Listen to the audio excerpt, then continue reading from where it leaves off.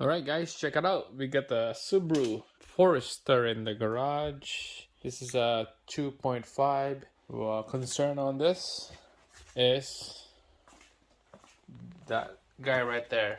That's a brand new one. We're gonna put it on here. Alright, let's get started.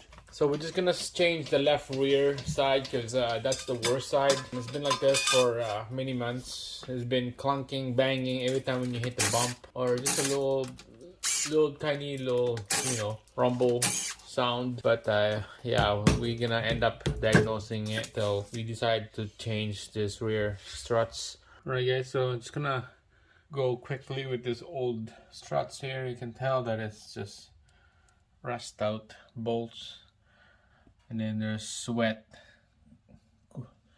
oil coming out of the struts and way up there. Looks like the boot is still good, but it comes with a new boot on our new struts. So we had to take out these two bolts right here, and then 3 upper nuts up there on the inside the vehicle, and then this whole thing will slide out.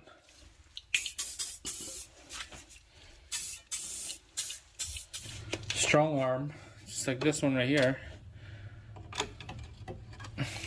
One side go here, and then the other one goes in this side.